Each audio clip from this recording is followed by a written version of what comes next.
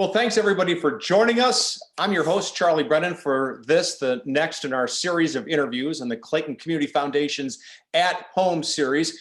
And we couldn't be happier to announce that this week we're joined by famed CNN anchor, as well as a tremendous political correspondent in previous years for the Mutual Broadcasting System and NBC and the Associated Press, and of course, a native of St. Louis, Candy Crowley. And this organization, the Clayton Community Foundation, is so thankful that the Clarendale Clayton is our presenting sponsor this week. We welcome them, luxury senior living. And by the way, you have noticed their beautiful buildings coming out of the ground at the corner of Hanley and Clayton. I couldn't hear what you said. Looking very forward to that. Okay, let's talk a little bit about the Clayton Community Foundation. Officially established in 2008 as a first-time not-for-profit 501c in the city of Clayton, it's focused on creating significant opportunities to benefit our community in the areas of art and history, parks, and sustainability. It's raised over $10 million since 2008. With the support of the community, the Clayton Community Foundation is now fundraising to build a new literary park just east of the county library on Maryland in downtown Clayton. It's going to become a literary destination. Look for that. By the way, our Clayton Neighborhoods Initiative debuted in December. It's featuring St. Louis County historian Esley Hamilton sharing insights on 8 neighborhoods. The first videos highlighted Hillcrest, Carswell, Beamiston, and Clayton's forgotten African-American neighborhood. And in the future, you'll see Wydown Terrace, among others. The Ralph Clayton Society honors donors who have given annual support of $1,000 or more, and the Clayton Community Foundation is certainly appreciative to everybody for all their donations of any amount. For additional info on the Clayton Community Foundation, please go to claytoncommunityfoundation.org.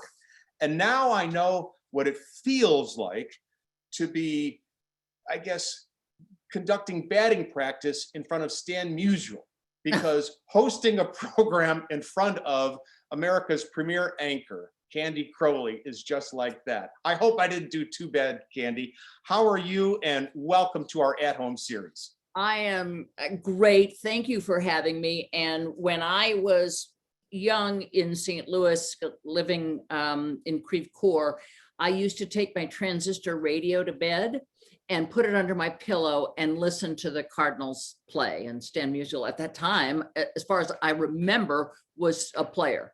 Well, he sure was. And I will say, I once interviewed Jack Dorsey, the founder of Twitter, and he said his earliest childhood memory was listening to KMOX. Now, you didn't say that.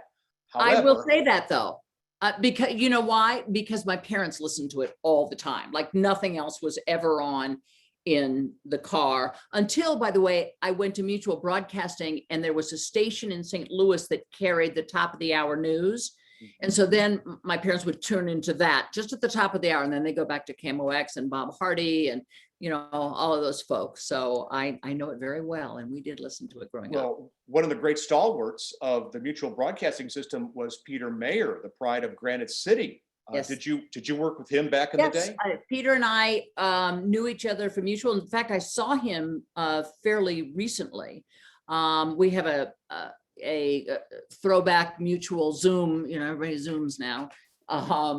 And so I spoke to him because he was one of those on our sort of mutual group, like, how are you doing? And doesn't the pandemic suck? That sort of thing.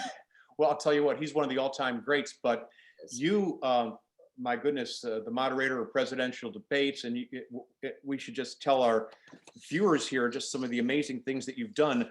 You've covered the political campaigns of Pat Buchanan, both Bushes, Bill Clinton, Howard Dean, Bob Dole, Jesse Jackson, Ted Kennedy, John Kerry, Barack Obama, Ronald Reagan. And when it comes to awards, we only have an hour here, so we'll just name a few of them. The Peabody Award, the Emmy, the Grace Allen Award, the Edward R. Murrow Award. And by the way, folks, these are all the Academy Awards of Broadcasting and Broadcast Journalists. The National Headliner Award, the Joan Shorenstein Barone Award, the Cine Award, the Dirksen Award, the Associated Press Award, not to mention the Columbia University Armstrong Award. But it all started in our area. What do you remember about growing up in Creve Coeur and in the, I guess, the West County corridor? You know, I was thinking about it the other day, and there's so many memories. I remember my grandmother lived in Clayton. So, and I want to say she lived on Brentwood Boulevard. It was near Sure. something called the Poshnosh. Yes. And we used to, even when I came back from college, we go to the Poshnosh because they had great meat knishes. I'm now a vegetarian, so hopefully, you know, if I come back, they have vegetarian knishes, and giant things of beer. And I just remember it was a very cool place. My uncle owned a couple of children's shoe stores, one of them in Clayton called Pam's. And so I remember those going to Clayton. Clayton is unrecognizable to me now in a lot of ways, except for when I go down that sort of main drag and I recognize what were little shops there when I was growing up. And, you know, I remember Schneidhorst, which is not in Clayton, but every Sunday after church, my father wanted to go to Schneidhorst because they knew him there and it was comfortable and all that. I remember something called the Green Parrot, but I don't know that that was in, I'm not sure that was in the St. Louis area. That it was a sort of a Mother's Day tradition. We went. I grew up, you know, I look at, you know, Ballas and Ladue now, which were kind of, I don't want to say they were country roads, but they weren't what they are now. You know, there's interstates going through where I grew up, and Creve Coeur was this little bitty kind of shopping mall. It is not anymore. I know that much. No, that's true. I remember the winters and the summers. Is it possible that back in the day, the man who would later become the only person in American history to be both the director of the CIA and the FBI would go over to your house to play cards? It would, I'm sure it is. He was a friend of my dad's and of my mom's, and he actually married my husband and me. He was the officiant at our house. Of course, we're talking about Judge William Webster. Yes, yes. And he, you know, Dad was a good friend of his. They'd gone to school together, and we were not going to do it in a church, and I wanted to do it at the house. It was a very small wedding, and so Bill came and did it. So I was married by the head of the FBI and the CIA. So I've been good my whole life because I was afraid he'd, you know, find out something. Well, he's a great guy here. He's still going strong, and at the age of 96, he still cuts his own lawn. Which is why he's still going strong, right? Keep going. That's the key. Now, you attended Principia for high school, a tremendous school, and then you did not go to Principia College, however. You went to Randolph-Macon in Virginia, correct? Home of the Wildcats. Yes, yes. You know, I wanted to see something else. I mean, that was kind of the end, because I went to Principia not only for high school, I went there from nursery school on. So I'd been on that campus. I think we started out actually downtown, and then they moved out to whatever we call that area. And so I went there. I remember going to kindergarten there. I think I went to nursery downtown someplace, and Florissant, I think. And so I really wanted to see something different, know different people, you know, like you do when you graduate high school. Did you study journalism or broadcasting in Virginia? No, I didn't. I always loved to write. I'm sort of an accidental journalist in a lot of ways. I didn't grow up thinking I want to be a journalist and I want to do this and that. I grew up thinking I want to write. I want to write stuff. And, you know, I wrote poems for my parents' anniversaries and their birthdays and their this and that. I loved that. And any grade I was in, I loved writing things and creating things in your head and putting them down on paper and making them real for other people.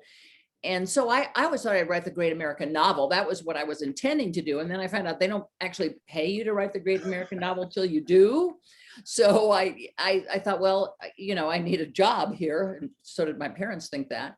So after college, I just moved to Washington, D.C. and kind of muddled around with temp jobs and everything for a while. And then I started with a Metro Media station radio station, and gave me an opportunity to write, and then I fell in love with journalism, with that adrenaline rush of something's happening and I know about it, now I'm going to tell people, and trying to figure out what's going on and all of that. There's just such a rush to it that that I fell in love, but it was because I wanted to write, and then I kind of fell into it and loved it. Is it true that in one of your earlier assignments, someone in the newsroom thought that Candy wouldn't be appropriate for a news journalist? Yeah. So your name was Stephanie for a while? Stephanie, and my husband's name was Stephen, which is how I came up with Stephanie. It was at NBC. I was hired there after I worked for the Associated Press, EAP, one of the best jobs in the world, and NBC hired me. And they said, the problem is the name. We just don't think that Candy Crowley is, has that serious sound. I thought, okay. The problem was every time I went to do a stand-up and sign off, say Candy Crowley, later on Candy Crowley, CNN, blah, blah, blah. In this case, Candy Crowley, NBC. I couldn't remember to say the different name. I was terrible at it, because I'd be into the story and then I'd go, Candy Crowley. Oh, no, wait, Stephanie. And so I finally went into the bureau chief, who I adored, and I said, listen, you've got a male correspondent whose name is Lucky. And I just don't really understand why, Candy's so bad if Lucky's okay. And he's not, forget it, let's just go. So, it for a very short while I was Stephanie, but it was just such a failure because my head wouldn't accept that was my name. Well, I want to say something. It was such a tremendous tribute to you when you signed off from CNN, because of course you had been hosting State of the Union. And on your final show, correct me if I'm wrong, all of your competitors paid homage to you. Chris Wallace and Chuck Todd and Bob Schieffer. I mean, it's one thing when people from your own network kind of share the accolades. Those were people that didn't say anything nice. Well, no, they did.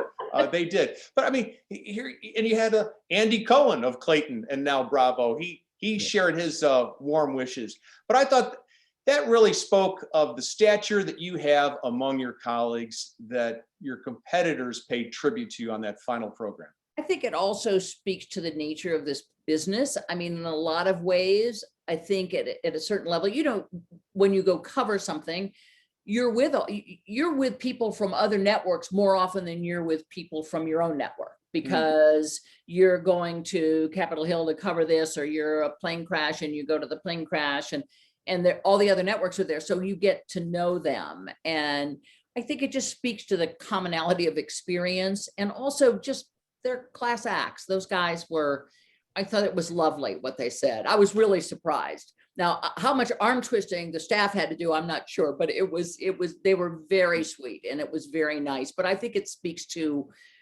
don't think it speaks to me so much as it does the business, and as competitive as we are, we get each other and we like each other. Well, I will say, I'd like to kind of go through your career, maybe not in any particular logical or chronological order, but one interview really stands out among all of them, for me anyway, and it's when, just days before he left office, George W. Bush gave you an exclusive, and in that interview, he described the shock and the embarrassment of realizing that there were no weapons of mass destruction. That was a legendary revelation from the president, and I don't think he had shared that before, and I don't think he has shared it since, Candy. I don't think so either. And I think it goes to my philosophy of journalism in a way. It wasn't because it was it was a question that had never been asked before. It was not because it was such a clever question. It was because I believe when you sit down with someone, they must know that you're not out to get them. That is not your intent. Your intent is you want information. You want them relaxed. You want them to trust you. You know that. If they don't trust you, it's all talking points. If they trust you, it's a conversation, and it's such better journalism. And so I think that, and I've known him for a very long time because I covered his campaign. Actually, I covered his governorship in Texas, but not continually, but I went down there a couple of times. And then when he ran, I covered his campaign. So he knew me, and I think he believed I was fair. And I think more importantly, he knew my intent wasn't to, nail him to the wall for anything. I just wanted information. Like, what about this? How'd you feel about that? And I try to do that in any interview I do. I say, this is not me trying to be more clever than you, trying to, put you in a corner. I mean, most people will go into corners all by themselves. You don't need to do it. Most of the more sort of damning quotes that I've gotten from people have come because they're just so relaxed, and not because the question was particularly acute. Who were your most difficult interviews in Washington, D.C.? I'll give you two names, Nancy Pelosi and Mitch McConnell. They are, oh my goodness, whatever the staff would tell me, I mean, because you want them because they're leaders. They've been leaders for a long time, and that's who you want to talk to and say, well, what's really going on? But they are so good at sticking to their talking points that it is just amazing. I would come away from interviews with them like repeating what they said verbatim because they said it so many times. And no matter how many times you try to kick them off what they came to say, I mean, it's a mark of a good politician, right? But it's so frustrating. And, it's certainly what they intended to do because they've got something to say and they're going to use that airtime to say it. And I'm fine with that. I just don't want them to use all the airtime to say it, right? I'd like to sort of get my questions answered as well. I'm a big believer in letting them say what they came to say, but that can't be that exclusively. And I think with Mitch McConnell and Nancy Pelosi, they won every time. What were your thoughts of covering Ronald Reagan? So I was young and I remember my first day at the White House, and you have imposter syndrome, right? Like, why'd they give me this job? What am I going to do in this job? I just, holy cow, they made a mistake. And I remember I was late and I was so nervous that I had missed, I don't know, a nuclear attack, because you just don't really know the rhythm of the White House when you first go in, and there's all these, Helen Thomas and Sam Donaldson and Bill Plant and all these giant names in broadcasting, Leslie Stahl, Andrea Mitchell, Judy Woodruff. And I'm like, oh my, what am I doing with these people? And with Reagan, I got into the rhythm of it, and very few things happened at the White House that are that surprising, right? You just kind of expect things, and they've signaled things, so you have a pretty good sense of it. I mean, obviously the world around you happens, and then there's some adrenaline to it, but by and large, on a day-to-day basis, you know what to expect. I thought Reagan was. It's so interesting because politicians are one of two things, and some are good at both, but there are presidents who are so good with a huge crowd. Their personality is out there and people just love them. And that was Ronald Reagan, and that was Barack Obama. I mean, people would cry when we would cover Barack Obama, when I was covering Barack Obama. They were so moved, and he is so eloquent, as was Ronald Reagan. Certainly Reagan was more teleprompter glued, but Obama used it quite a bit. And then there's politicians who are terrible in that big arena and wonderful one-on-one. And to me, that was a little bit Bob Dole. He could not give a stirring speech to save his life, but in person, and when he was talking to people, they came away so impressed. And I thought Reagan was just my first big picture politician. He was also just one of those guys that had 5 ideas, and he wanted everybody, you do this, and that was the sort of the core of his presidency. So I learned a lot covering him. And I thought he was fascinating, and he was, the first president I'd covered. So it was, every day was a learning experience. It's said that the Bushes, the George Herbert Walker and Barbara Bush, were very nice to the people who worked with them. How were they with members of the press? You know, I have a story for you for HW. He was losing in his campaign for reelection, and it was pretty clear to most of us that he was not going to win reelection. And they had this sticker, bumper sticker. Oh boy, it was something like blame the press or something like that. It was sort of an anti-press sort of thing. And we went to, in my head, it's a military base. I'm not sure if that's what it was, but it was something similar. And so we're, you know, George H.W. Bush is talking to the crowd. We're behind the crowd, obviously with the cameras and everything, shooting and listening to the speech. So he's oh, I know what it was annoy the press, vote Bush. That's what the bumper sticker was. And he said something about the press in his speech. And immediately the entire audience turned around. This was outdoors, turned around and started booing us. And he went, oh, no, not those guys. These guys are okay. Right. So he was going along with what they thought would work, but he just didn't have it in him. That was not who he is. It's not who the son is either. But he just, it tickled me when he did it because he knew you and he was always very nice and, I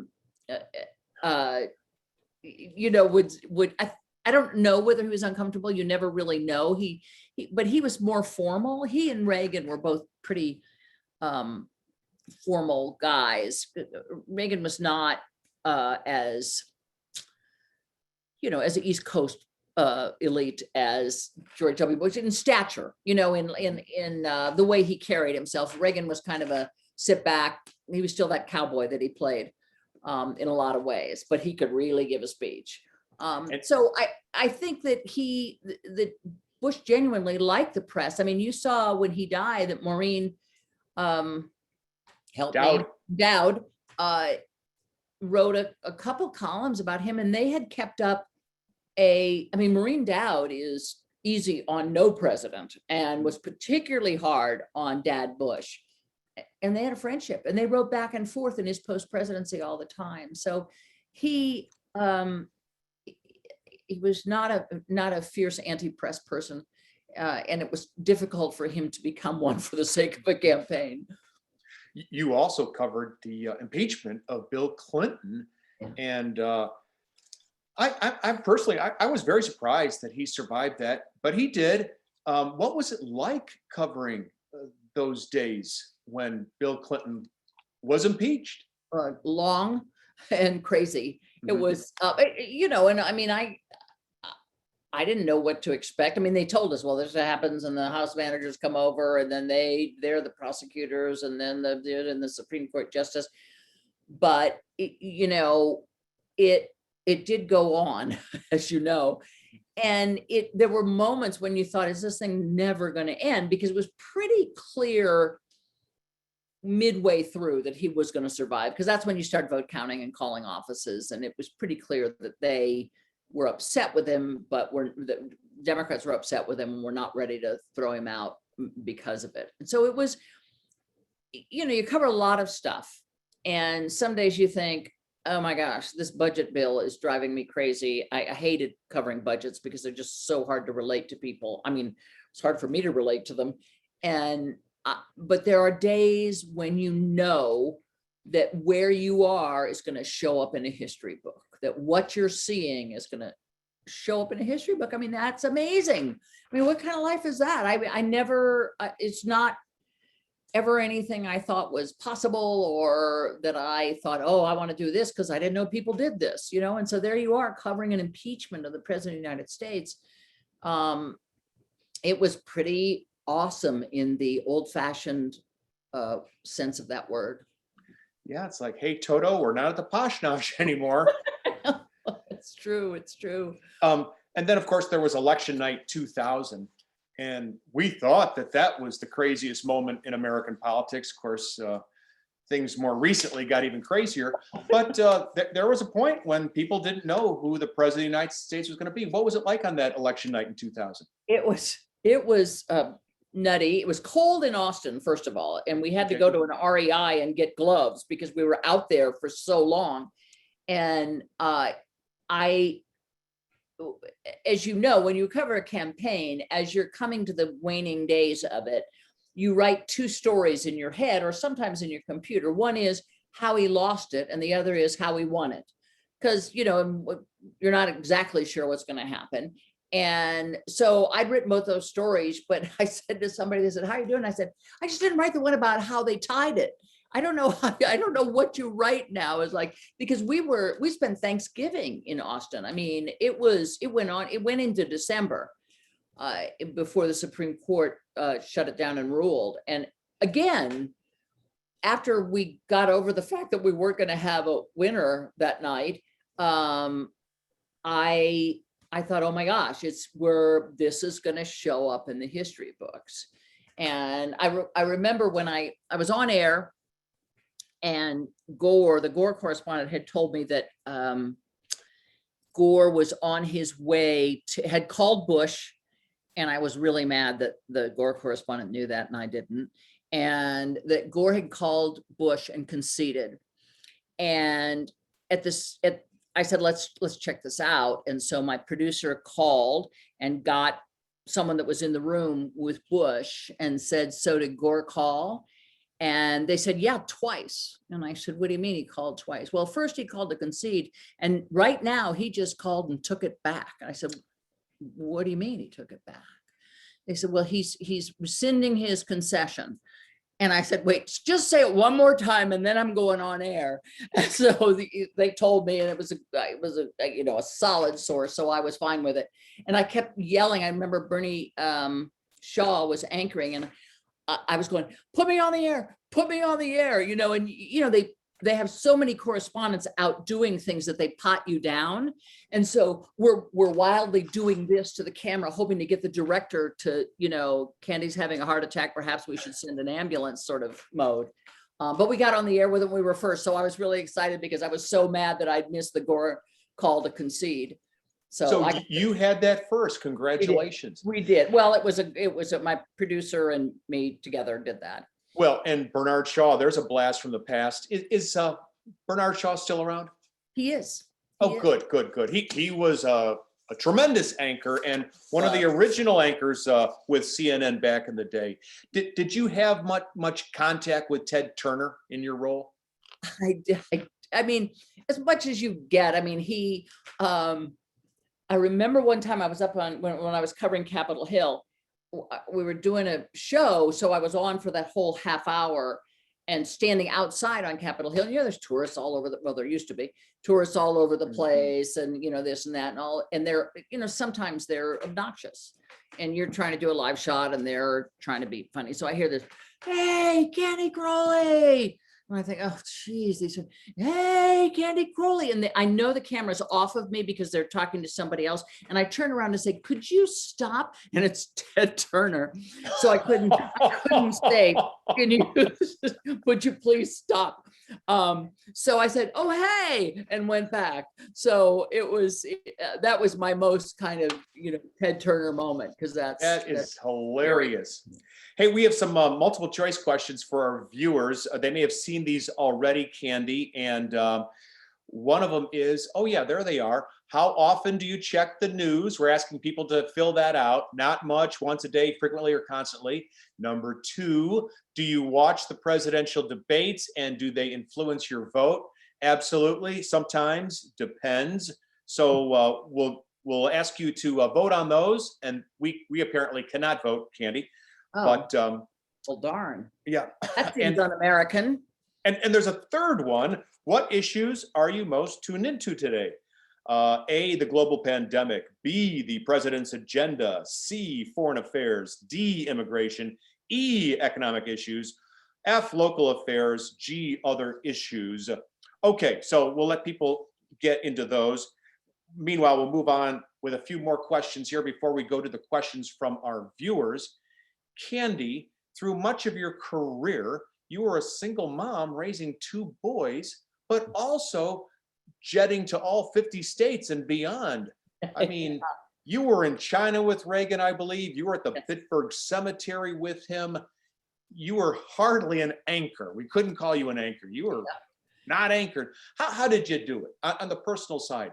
How do you Um, raise two wonderful boys while being a correspondent like that? They are wonderful. And I tell kids when I talk to them about this as a career, I say, you have, this career isn't going to hurt you. It's going to hurt your family. So you have to know going into it that you have to, when you're home, you got to be home. And when you're away, you got to call home. And I mean, I had great kids, and they did. It's funny because I was going through some stuff not that long ago, and they had to write diaries when they were in, first and second grade. So they wrote diaries. So I found their old diaries, and my oldest son had written this thing about, my mom is going to China. So my mom is going to China, and she's going to see the Great Wall, and she'll do this, and she covers President Reagan. And the end of it was, I'm going to miss her. It almost undid me, right? I mean, because they were so good about it. They were so good about it. And, I can't tell you that I don't sometimes regret it, that sometimes I think I missed Halloween, or I missed a birthday. And so I think overall, I mean, they're great men, and I adore them and all of that. So I think they grew up despite me, but I loved them, and they knew I loved them no matter where I was. And I told them when we did the goodbye from CNN, I said, you have been my North Stars. You always brought me home. And, and can I just tell you, I was privileged to be able to afford to do that. And I always, when someone says, how'd you ever do it? And I say, well, I wanted to know how, the maids do it. I want to know how the phone operators, when we have them, do it. Because I was able to afford it in a certain sense, and that I could get them care, and I could have this job. So I feel more privileged to have been able to do what I did. In many ways, I feel privileged. But I feel privileged as a mother and as a person to have been able to make sure that the kids were okay, and that they were looked after. So my heart goes out to every working mother everywhere, because it's not so easy for most working mothers. So I feel like I had it easy in a certain sense. Most interesting. Well, we're getting some poll results here. How often do you check the news? Not much. Comes in at 4%. Once a day, 25%. Frequently, 33%. Constantly, I'm a news junkie, 38%. That's the lead. We How about love that? our news junkies. Yes. Do you watch the presidential debates, and do they influence your vote? 13% said absolutely, debates are critical. 63% said sometimes, but not essential. 8% depends on the topics, and then tied 8% said depends on the moderator or the network. And you were, in 2012, the first female moderator in 20 years. That was quite the coup there. Carol Simpson had done it in 1992. She was with ABC, and then you did it with CNN back in 2012, right? Let's see. I usually know the months and not the years. Yes, 12. It was Obama Romney. Obama Romney back in the day. That's right. Okay. Hey, And do we have the results for the third? I think we had a third question there. I'm not sure. Maybe not, but we do have some questions from our viewers. And the first one's a good one. They all are, I'm sure. Do you miss being in politics or covering politics? I'm sure. Yes. In a certain way, I miss my world. I think that's what happens to most people who leave something that they've been in all their life. people that I've been around for decades who cover the same stories I covered, or people, my producer, the staff at the show, people that I spent years with, and then you don't spend any days with them anymore. And so I miss that world. I miss it, but I wouldn't want to go back and do what I did. I mean, the whole reason I left was I thought there's got to be one more chapter for me. And it can't be this, because I've been doing this for 30 years. I want to do something different, much the same way I wanted to go to college someplace else. I just thought it was time. And but I can't say that when I look at the TV, sometimes I'll think, it's interesting. I'll think, I wish I could write that story. I could write the heck out of that story, but I also know what goes on behind the scenes, and the sausage making is not pretty. So I don't miss that. What are you doing with your time now? I sometimes wonder myself. I am working on a book, actually a couple, because I don't know, it's not like I get bored with what I'm doing, but I get it to a standstill. And so I'll move to something else. I still would like to, if not the Great American Novel, something that's good and substantial and well-written. So that's kind of my main focus. But, I got grandchildren now, and my kids are I have 2 stepchildren as well, and they're all out and busy. And, I have one grandchild who is graduating from high school this year, and another who's 7. So they keep you busy. If they're not in the area, they're on the phone. And so I often say, you ask me the children's question, like, how did you do that as a single mother? I feel like grandparenthood is your second chance to be there. And you are so busy when you have kids. You're thinking, what are we having for dinner? What do you mean you need a white poster board? It's 10 o'clock at night. Where are we going to get that? You need to go to bed. You need to get up. You need to have your backpack. Have you got lunch? Do you have money for lunch? So you're constantly doing this. And so when they're doing these amazing things, you're going, okay, but we've got to get going here, and with my grandchildren, I sort of watch. They have busy parents who are always doing something, making a life. They're putting together a life, right? And that takes up a lot of time. And what you miss are those moments, when they have something to say, but there's just not the space to say it in. Well, now I'm the space to say it in. And I just love listening to them. And my youngest granddaughter, my only granddaughter, as a matter of fact, is a talker, and she'll call me and she will be on the phone for an hour and I have an hour, and I didn't have an hour when I was a mom. I didn't have many hours. And so I feel like I've got a second chance to be there, and I want to make sure I am. Boy, that's nice. That's nice. Another question from our viewers. Have you had the chance to mentor other female journalists? I have. And I mean, I don't know, hopefully I've mentored anyone who asked me to do so. Dana Bash, who's now at CNN and is the chief political correspondent there. And I think she just became co-anchor of the Sunday show with Jake Tapper. And she tells this story. And I honestly don't remember this, except for that I know my own sense of humor, so I kind of get it. But she said, she talks about she started out as a desk person and then became would go out and get sound bites and things like that. And at one point I called her and I said, hey, Oprah says that we should reach back and help other women. So do you want to go for coffee or something? Well, I'm sure, it does sound like something I would say, but she took me seriously that Oprah is the one that spurred me on to do it. I just thought Oprah was like everything she said, everything, read this and do that and buy this and do that, so she'd become this kind of godlike figure of everybody do what she says. So I just sort of said it as a joke, but we did go out and have coffee and became great friends. With the people in my office, I tried as I could. We had a Dana Perino, who is now Sure. at Fox, did this thing when she worked for I think Rudy Giuliani. After this is post Bush, she had this thing called minute mentoring, and it was like minute dating.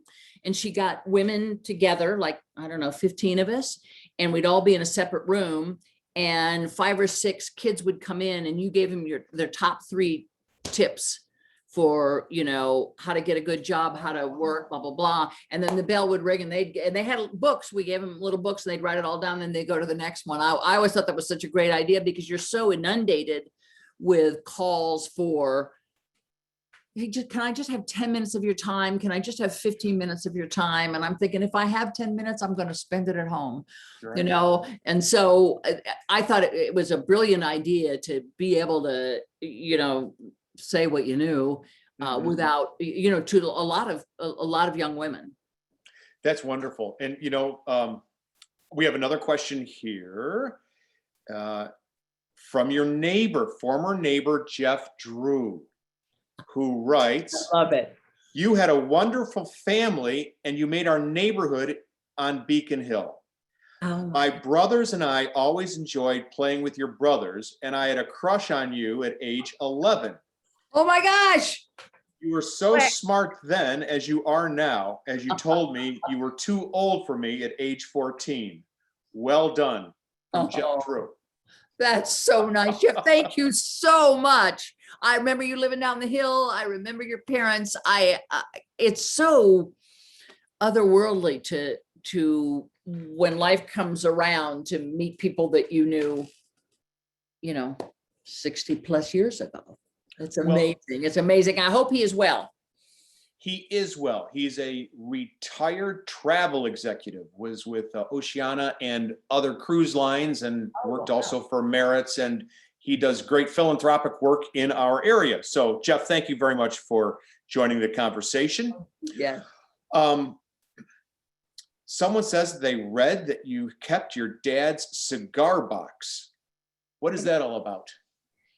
In his desk, my dad had this old cigar box. I mean, and he would try, you know how they had stamps then, you know, it said Dick Auld, 14 Beacon Hill Lane, blah, blah, blah. And he would practice his stamping on it. But in it were these random things, like a knife I brought him from China, an old eraser, a key to who knows what, some good luck, you know, those stones that you rub to worry stones or whatever they call them, just these random little things.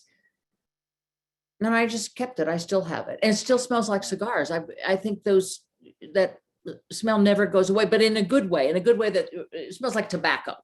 And I don't know, it was just a part of him, and I still have it and I still love it. And I don't know, it's the little things. It's just, you know, they say that's where God is in the details. And it said something. It made me curious about why he kept what he kept. There was his old selective service card from World War II, you know, stuff like that. Did he work in the furniture industry? He did. He was a furniture salesman. He worked for we repped several different companies, traveled a lot as we were growing up. It never seemed like he wasn't there. I don't know how he did it. I mean, I know he would be gone for 2 weeks at a time, and Mom would hold down the fort. But I don't know, if you asked me, I would say he was always there. So somehow he figured out how to do that. Candy, you probably don't follow television as much as you used to, but you seem to keep up in the media somehow. What are your media choices now? Newspapers?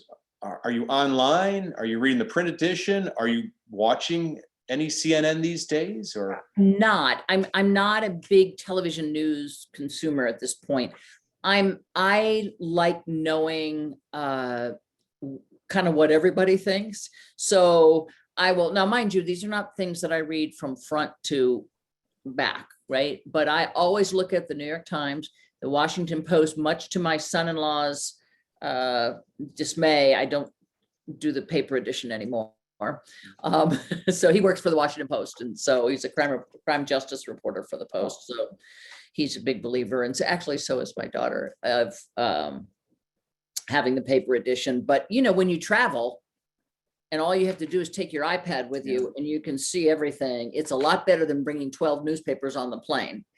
But I do the New York Times, I do the Washington Post, I do the Chicago Trib, I have a St. Louis Post Dispatch, I have a Kansas City Star, I look at the LA Times, because it's interesting how the Times or the Trib would cover or wouldn't cover at all something that's front page stuff at the New York Times. I enjoy the Wall Street Journal because I think they have incredible writers. So there's too much stuff to read. It gets in my way, but I still, that's how I mostly get my news. But I also read, the online, I subscribe to Medium because I find it interesting. It's just people who want to write, and they write about all sorts of things. HuffPost, I'll check in on. So it's whatever, I'm not a clickbait person, but I'm easy to get to pay attention to whatever it is they're writing. So I read a lot of stuff. And a lot of it isn't the breaking news, because the breaking news comes at you, as you know. You don't have to go searching for it. It is, boom, on your phone. But the Atlantic Monthly, I am crazy about, because they are just such great writers. But they have these long takeouts on things, as does the New York Magazine. And I really want to read them, but then I think, I don't have the time to do this. I've got to move on and do some other stuff. But so I'm a pretty voracious online person. We have another question from our viewing audience. Would you want your kids or grandkids to get into journalism? Well, it sounds like some are. Yeah, my son-in-law is. It's funny, I jokingly, a former colleague, I wrote him to ask him about something, and I said, I understand that your daughter is following in your footsteps, but that giant parent fail, didn't you tell her? And I want them to do what they want to do. That was the bottom line, I think, with every parent, because honestly, you can't make them do anything anyway. So you might as well accept they are who they are, and they're going to find their way. I certainly would have said, okay, let's just understand that the sacrifices that are made in journalism are made by your family, and you know that better than anybody. So understand what kind of job it is. You don't sit around the house much. And but they, nobody showed. One's a musician, one's a doctor, one works for an investigative journalism international thing, and the other one works for a trucking company. So nobody cared to follow in my footsteps. Well, I should investigate that further. Do you feel that when you were coming up in the business, it was very important not to share your biases or allow people to know where you stand, left or right? But now today's broadcasters and some others are less reluctant to go that way, and in fact, almost unashamedly kind of share their views while they're reporting the news? Yeah, I'm a big non-fan of that. Big non-fan. I think it's why journalism rates so low in the who do you trust, because now look, I believe that every reporter has biases, because you're just not a blank slate. You are who you were raised to be. You are what experiences you've had. It's why you have to have diversity in the newsroom, because we all look at things differently. So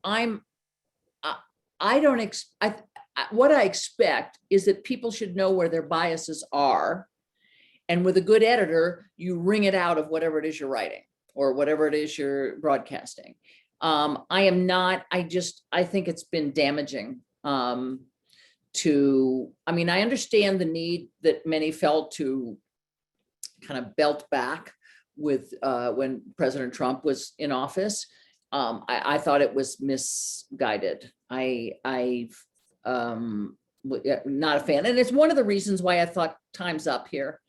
Because the AP, I mean, you can't get sort of more like just the facts man than the AP. And that was my first giant job. And there's still a lot of the AP in me, and it's old fashioned. And I also hate participatory journalism, which came along kind of before this. I'm going to tell you how I feel about everything. And it was just people saying, well, here I am in a car going off a bridge, and here's how you get out of it. And I'm thinking, oh my God, this is, I don't, no. But it sounds, I mean, as you and I were discussing earlier, you just sort of feel like an old fogey because you're going, yeah, I don't like this.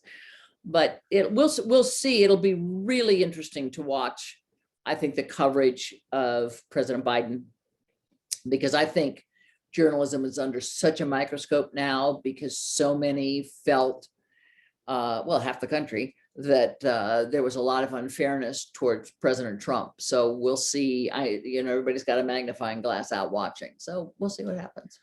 Well, I'll tell you what, recently your colleague, Martha Raddatz, went after the president for the border. And I mean, when I say went after him, she was tough as nails. Yeah, she is. Yeah, well, I can remember her when she was Martha Bradley in Boston when I was working there years and years ago. And she was sharp then, she's sharp now. But I think that there's a honeymoon for the presidency, don't you? Whether you're Democrat or Republican, and that honeymoon doesn't last forever.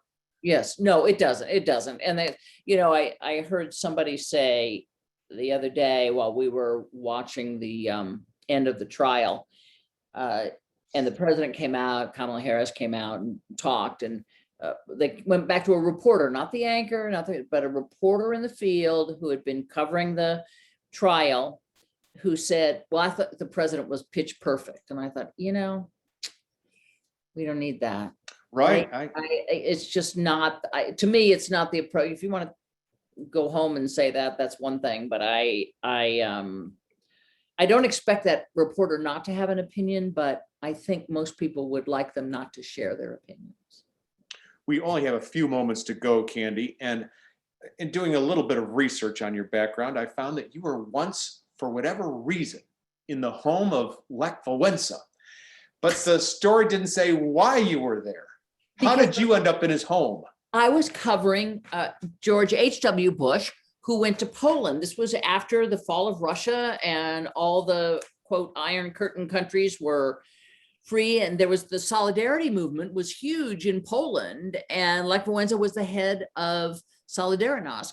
And so Bush went to see him at his house in Gdansk, and we were outside in his field of some sort of crop, and went inside, and then sometime later became president and all that, but he was the head of the Solidarity Union, which was shaking up Poland now that Poland was free and outside the Soviet grip.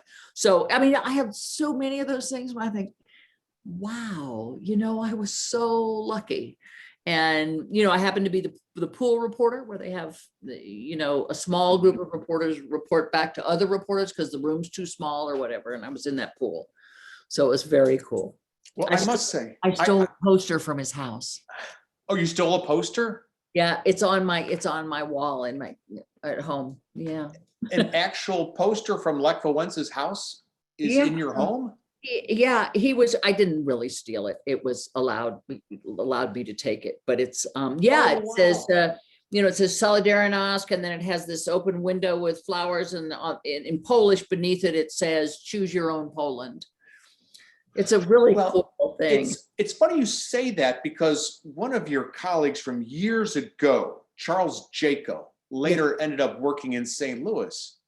And he told me that he had been beaten up either by Noriegas or Papa Doc's, Tonton Makuts or something like that. As a journalist, he was roughed up. So when he got into the office, it was either Noriega or it was, I don't know, Duvalier. He took his watch out of his drawer, and Charles Jaco stole the dictator's watch. I mean, got to be careful about who you're taking it from. I would like to clarify that I was given permission when I eyed it. Very well. Well, I will say thank you so much for sharing your time with the Clayton Community Foundation. And we want to also thank our friends at Clarendale Clayton. And I don't want you to take 1 minute away from your grandchildren, but if you could, while you're driving, if you could just dictate some of these great stories into your iPhone and then send it off to somebody who could put it together as like a modern day Linda Ellerby, and so it goes. I think people would love to hear the many stories of Candy Crowley in 50 states and on every continent. I mean, there's so much to share. I hope you do it someday. I'm going to come on this show a lot. Okay, just invite me back anytime. I feel very confident now after talking to you. You're great. Thank you very much. I'll work on it. I promise. Well, thank you for informing us for years and entertaining us tonight. And Candy Crowley, we wish you the best. And have a great spring and summer. Thank you. Same to you, Charlie. It was really good to see you.